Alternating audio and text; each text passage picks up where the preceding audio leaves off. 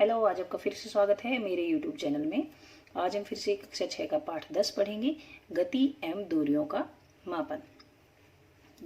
Video देखने के लिए सब्सक्राइब जरूर करें और पसंद आए तो शेयर भी कर दें। चलिए शुरू करते हैं।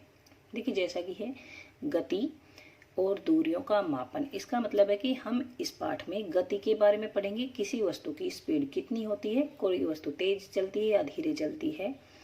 और दूरियों का मापन मतलब कि कोई वस्तु नज़दीक है या दूर है, कितनी लंबी है, कितनी छोटी है। ये सब जो दूरियां हैं उनका हम मापन मतलब उनका माप करना सीखेंगे कि कैसे दूरियों को मापते हैं। चलिए शुरू करते हैं। पहेली और बूझो और उसकी क्लास के बच्चे गर्मियों में जहाँ जहाँ पर गए उनका आपस में डिस्कशन कर रहे थे। एक बच्चा कहता है कि मैं अपने गांव में गया था, तो पहले तो मैं कहाँ गया, पहले रेलगाड़ी से गए, मतलब पहले हमने रेलगाड़ी पकड़ी, फिर उसके बाद हम बस में बैठे, फिर अंत में बैलगाड़ी। एक विद्यार्थी ने ये वायुयान से यात्रा की, मतलब जहाज से यात्रा की थी। एक विद्यार्थी ने अवकाश के अनेक दिन अपने चाचा की नाव में सैर करके मछली पकड़ने में व्यतीत थे। मतलब एक विद्यार्थी अपने चाचा के घर गया और उनके साथ नाव में बैठकर मछलियाँ पकड़ी थी उसने। तो ये सब बातें आपस में बच्चे कर रहे थे।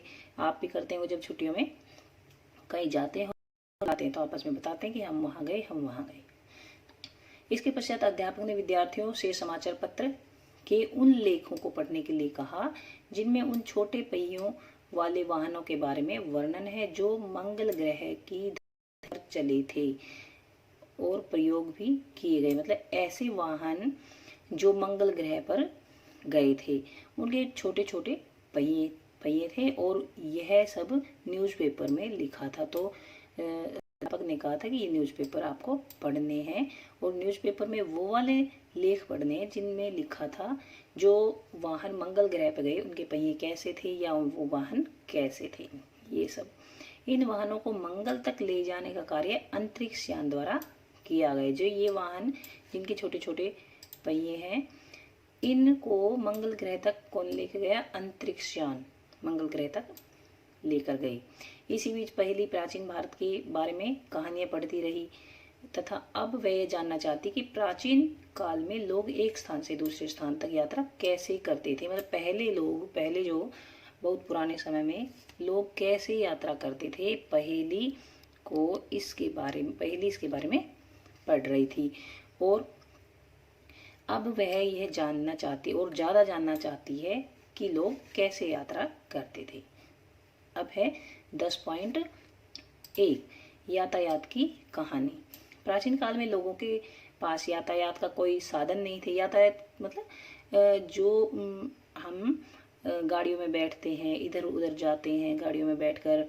कोई रिक्शा का उपयोग करता है, कोई बस का उपयोग करता है, कोई ट्रेन का उपयोग करता है, कोई बैलगाड़ी का। ये सब यातायात के साधन होते हैं एक स्थान से दूसरे स्थान तक। जिन साधनों का हम उपयोग करते हैं उन्हें यातायात के साधन बोलते हैं। तो पहले यातायात का कोई साधन नहीं थे। लोग पैदल ही चलते थे, पैदल ही इधर से उधर जाते थे और अपना सामान कैसे ढोते थे? अपनी पीठ पर लाद कर ले जाते थे। बाद में मानव ने यातायात के लिए पशुओं का उपयोग किया, जैसे घोड़े का, गधे का, बैल का, भैंस का। इनका उपयोग बाद में मानव यातायात के लिए करने लग गया। मतलब उनकी पीठ पर सामान को लादकर इधर से उधर लेकर जाने लग गया। प्राचीन काल में जो जल मार्ग होते हैं, जो जैसे एक मान लो समुद्र है, तो एक समुद्र के इस किनारे से समुद्र के एक किनारे से दूसरे किनारे तक अगर सामान ले जाना हो तो बीच में जो रास्ता आएगा वो क्या होगा? जल मार्ग। क्योंकि जल में से ही जाना पड़ेगा। अब वो कैसे जाएंगे? नावों से। जल मार्गों वो करते थे, क्रॉस करते थे, नावों का उपयोग किया जाता था जल मार्ग को क्रॉस करने के लिए। मतलब जल मार्गों से जाने के लिए, आने जाने के लिए नाव का उपयोग किया जाता था। आरंभ में लकड़ी के जो लट्ठे हैं उनका उपयोग करते थे। मतलब लकड़ी जो होती है उनको, लकड़ी के बड़े बड़े लट्ठे होते हैं, बड़े बड़े गोल गोल टुकड़े होते हैं, उनको उनके अंदर से उनको खोखला कर देते थे और उनके ऊपर बैठकर भी जाते थे लोग, मतलब उनकी नाव की तरह से उनको आकार दिया जाता था और उनकी नावें बनाकर लोग इधर से उधर या एक स्थान से दूसरे स्थान तक जाते थे। इसके पश्चात लोगों ने लकड़ी के विभिन्न टुकड़ों को आपस में जोड़कर नाव बनाना सीख लिया था।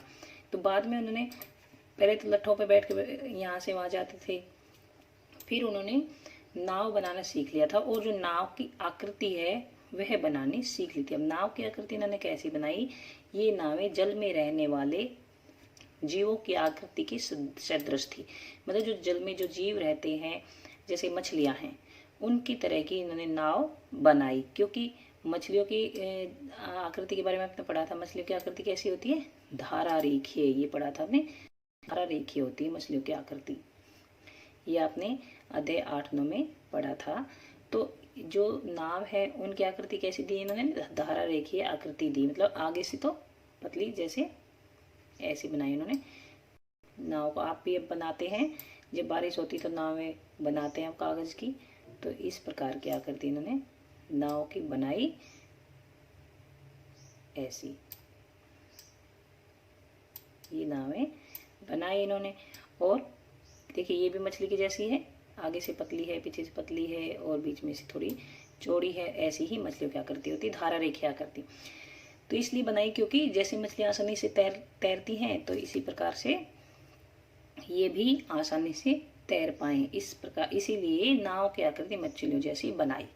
पहिए के आविष्कार ने, उसके बाद देखिए पहिया जो है उसका आविष्कार हुआ, मतलब पहिया बनाया गया जो कि सभी गाड़ियों में लगता है, इसका आविष्कार हुआ, उसको बनाया गया और इससे फिर यातायात की प्रणाली में काफ़ी बदलाव आया, बहुत ही महत्वपूर्ण बदलाव आए।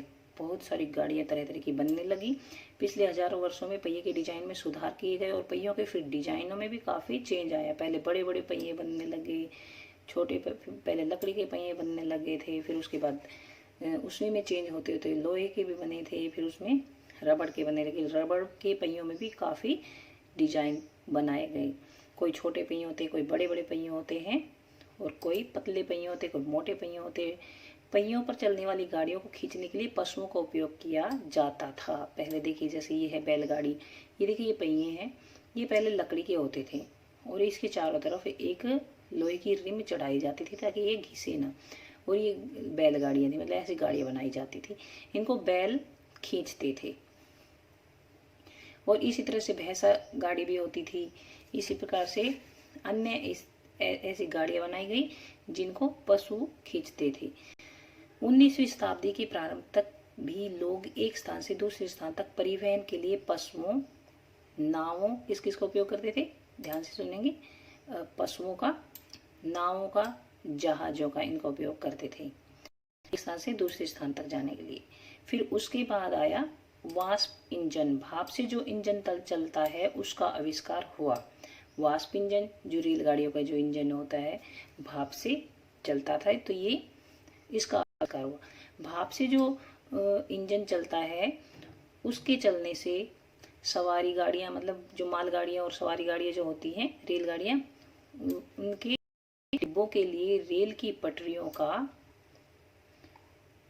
निर्माण किया गया। मतलब पहले तो भाप का इंजन बना दिया, फिर उससे इंजन के पीछे जो डिब्बे लगेंगे वो बनाए गए और फिर पटरियां बनाई गई ताकि रेलगाड़ी उस पर आराम से चल सके। देखिए ये है रेलगाड़ियाँ। इसके पश्चात मोटर कार, ट्रक जैसे स्वचालित वाहन बनाए, जो गाड़ियाँ हैं, ट्रक हैं और बस हैं, फिर ये बनाए गए। ये आपको क्रम ध्यान रखना कि पहले कौन कौन सी कैसी गाड़ियाँ बनाई गई, फिर कैसी गाड़ियाँ बनाई गई, फिर कैसी गाड़ियाँ बनाई, ये क्वेश्चन आएगा आगे। परिवहन के साधन के रूप में मोटर से चलने वाली नाव और जहाजों का उपयोग होने लग गया। फिर उसके बाद पहले तो जो नावें थी उनको मनुष्य चप्पू से चलाते थे अपने आप ही, उसके बाद मोटर से चलने लगी थी जो नावें, इनमें मोटर लगाई जाने लगी, मोटर से ही नावें चलने लगी। 19वीं शताब्दी के प्रारंभ के वर्षों में वायुयान का विकास हुआ जिनमें बाद में सुधार किए गए। 19वीं शताब्दी की शुरुआत में वायुयानों का विकास हुआ, फिर वायुयान जहाज बने, उसमें बाद में सुधार किए गए तथा इन्हें यात्री तथा सामान के योग्य बनाया गया। लास्ट में जहाजों का क्या हुआ, आविष्कार हुआ। विद्युत रेलगाड़ी, फिर बिजली से चलने वाली रेलगाड़ियां बनाई गई। एकल रेल, एक पटरी, रेल, जो एक पटरी पर चलती है वो रेल बनाई गई। फिर प्राध्वनिक सुपरसोनिक वायुयान बनाए गए और अंतरिक्ष यान 20वीं शताब्दी में बनाए गए। तो इनको आप अच्छे से याद रखेंगे। पहले कौन सी गाड़ी बनी, फिर उसके बाद कौन सी गाड़ी बनी। चित्र 10.1 में परिवहन के विभिन्न साधन दर्शाए गए हैं। इन्हें प्राचीनतम से आधुनिक परिवहन के साधनों के क्रम में व्यवस्थित कीजिए। मैंने बताया था कि क्वेश्चन आएगा। तो ये सबसे पहले कौन सी गाड़ी बनी, फिर कौन सी। चित्र 10.1 में जो दर्शाए गए हैं उनको व्यवस्थित करना है। क्या इनमें परिवहन का कोई ऐसा प्राचीन साधन है जिसे आजकल उपयोग नहीं लाया जाता है। तो चित्र 10.1 में चलते हैं। सबसे पहले कौन सी गाड़ी बनी थी, बनी है देखो, पहले ये बनाई गई बैलगाड़ी, फिर क्या बनाई गई पहिए, फिर जहाज, फिर ये आ गई साइकिल बनी, उसके बाद गाड़ी बनी। अभी और रेलगाड़ी में से कौन सी पहले बनी है, ये इधर वाष्प इंजन से आविष्कार के बाद ये बनी है सवारी गाड़ियाँ और मालगाड़ियाँ। उसके बाद ये मोटर कार बनी, इसके पश्चात मोटर कार होगी, तो मतलब बस बाद में बनी। ये रेलगाड़ी पहले आएगी, पहले ये रेलगाड़ी फिर आई, फिर बस आई और फिर आई वायुयान। तो इस तरह से हमने क्रम में व्यवस्थित कर दिया है। अब इसके बाद नेक्स्ट वीडियो में पढ़ेंगे 10.2, यह है डेस्क कितना चौड़ा, मतलब ये इसकी लंबाई नापेंगे हम। यहाँ तक वीडियो खत्म होता है। धन्यवाद।